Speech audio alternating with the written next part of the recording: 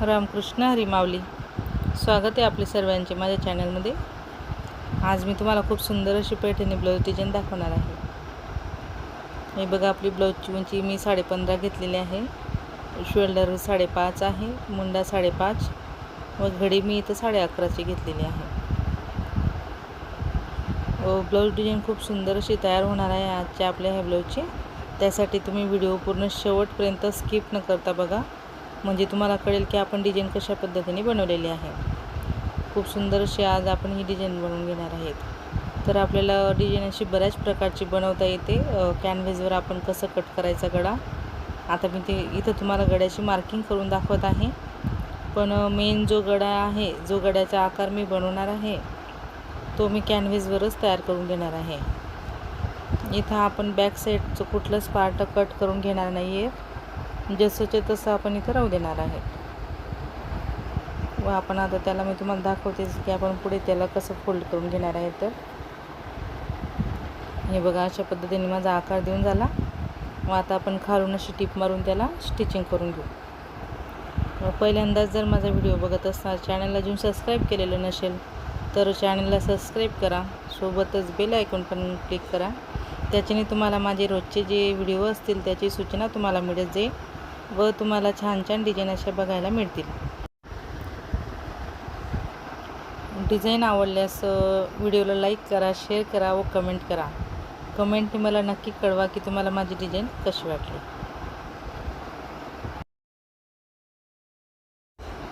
हे बघा, मी आता अशा पद्धतीने आपली जी बॅक पार्ट आहे ते रेडी करून घेतलेलं आहे. आता त्याची उंची 15 भरत आहे, म्हणून मी आता 15 इंच उंचीचे असं कॅनव्हस घेतलेलं आहे फोल्ड करून. तर तुम्ही बघू शकता, मी वरती गळा रुंदी वगैरे असं टाकून आपण गळा खोली आखून घेतलेली आहे. आता त्याच्यातूनच आपल्याला अशी मार्किंग करून घ्यायची आहे. खूप सुंदर असं आता आपण इथं गळ्याचा आकार देऊन घेऊ. एकदम छान असं शेप द्यायचा आहे आपल्याला. हे जे आकार असतात मी तुम्हाला नेहमी सांगत असते, रिकाम्या वेळेत तुम्हाला हे ट्राय करायचं आहे, म्हणजे जेणेकरून तुमचा हात सहज वळेल व तुम्हाला पण आकार जमतील बरोबर. अशा पद्धतीने आता आपण आकार देऊन घेतलेला आहे. आता हे बरोबर गळ्याच्या बाहेरच्या बाजूने मी 1 ते 1.25 इंच असं दुरून घेतलेलं आहे. आता तुम्ही बघा कशा आकार आपण देऊन घेत आहे तिथं.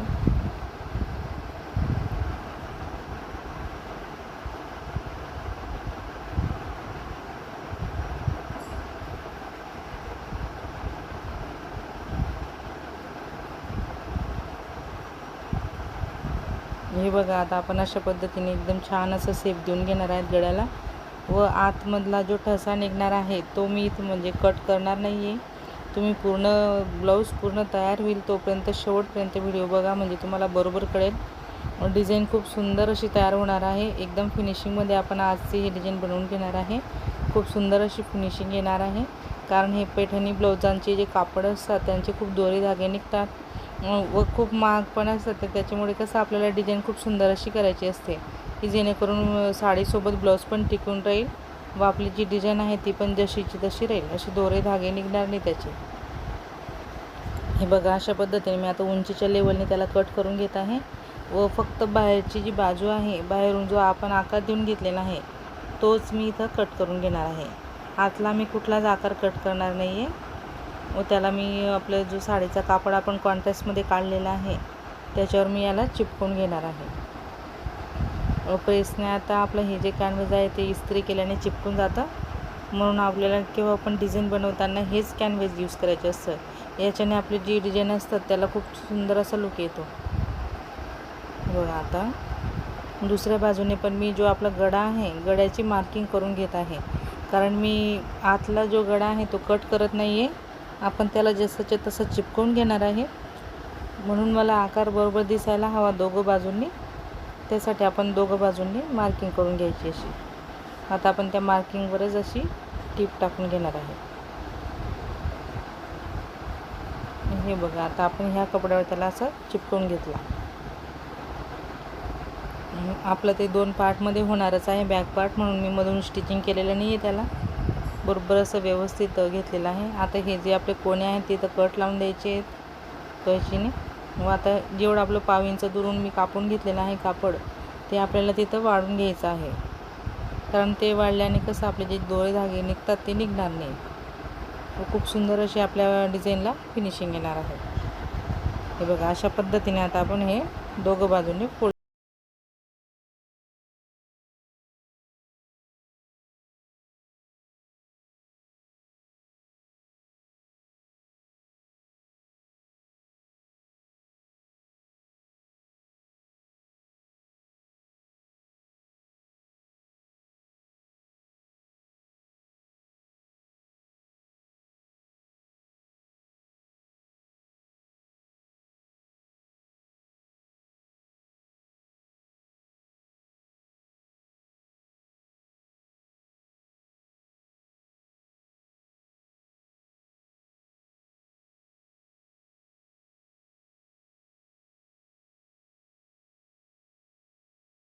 हे पहा, मी आता ते फोल्ड करून घेतलेलं आहे व आपण सेंटरमधून बरोबर कट लावून घेतलेला आहे.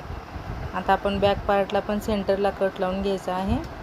व तुम्ही बघू शकता, जी बॅक साईड मी तयार केलेली आहे त्याची उलट बाजू तुम्हाला वरून दिसत असेल. तसंच आपण त्याच्यावरून हा जो ठसा बनवलेला आहे, आपला जे पॅच आपलं तयार झालेलं आहे गळ्याचं, ते पण आपल्याला असं ठेवून घ्यायचं आहे. आता आपल्याला आपण तिथं पिना लावून घेतल्या की जेणेकरून तिकडे तिकडे हलणार नाही. व आता जसं आपण गळ्याची मार्किंग केलेली आहे, त्या मार्किंगवरून आपल्याला बरोबर अशी टीप मारून घ्यायची आहे.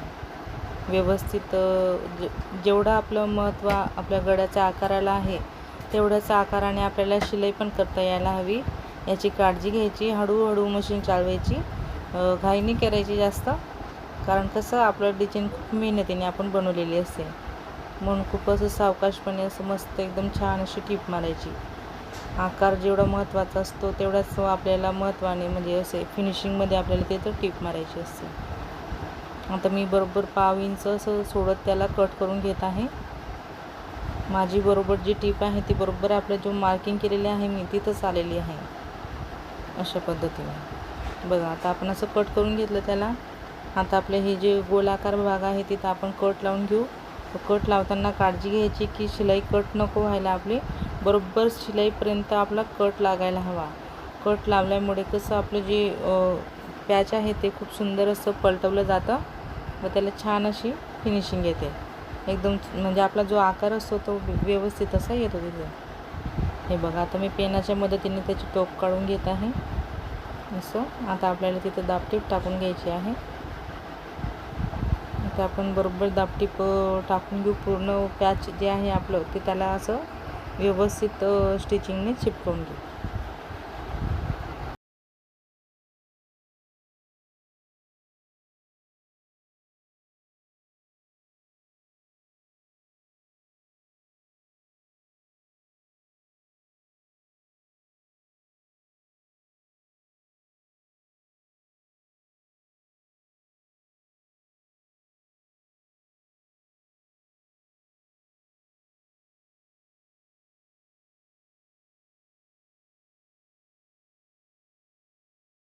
आता आपला जो आतमध्ये ठसा निघालेला होता छोटासा, तो मी इथं घेऊन घेतलेला आहे. त्याला असं फोल्ड करून बंद बाजूने फोल्डेड कॅनव्हास घेतलेला आहे मी. तुम्ही बघू शकता, अशा पद्धतीने मी तिथं आकार देऊन घेत आहे व आपल्याला बरोबर 1 ते 1/2 इंच असं वाढून घ्यायचं आहे त्याला. हे आपलं आतमध्ये लावायचं छोटंसं असं आपण आता इथं पॅच बनवून घेऊ. ह्या पॅचला मी काठावर चिपकवून घेणार आहे. आपलं जे ब्लाऊज पीसचे काठ आहेत निघालेले, त्याच्यावर आपण याला एकदम छान असं मस्त चिपकवून घेऊ.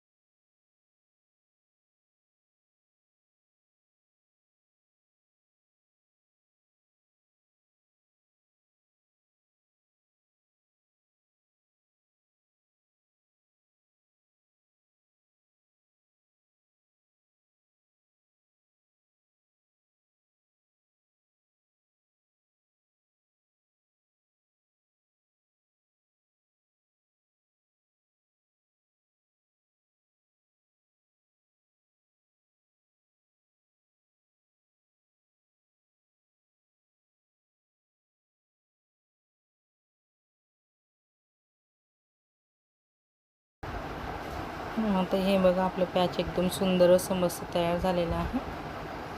आता आपण हे जे आपले बॅक पार्टचे 2 भाग झालेले आहेत ते बरोबर असं ॲडजस्टमेंट करून व्यवस्थित असं आपल्याला तिथं पिना लावून घ्यायचे आहेत. आकार नीट बघायचा, असं सेट करून तिथं आपण आता पिना लावून घेऊ. पिना लावून झाल्यानंतर मी आता हे जे आपलं आतलं छोटं पार्ट राहिलेलं आहे तिथं आपण कोण लावून घेणार आहेत कपड्याचे. त्याच्यासाठी मी हिरव्या रंगाचे 2 चौकोन घेतलेले आहेत व हे आपले लाल रंगाचे 2 चौकोन आहेत घेतलेले. आपण त्यांचे ट्रायंगल बनवून घेऊ. ते ट्रायंगल असे एकमेकांवर बरोबर 1/2 इंचाचा गॅप सोडत असं आपल्याला एकदम छान असं सेडमध्ये मस्त चिपकून घ्यायचे आहेत. स्टिचिंग करून आपण तिथं लावून देऊ त्याला.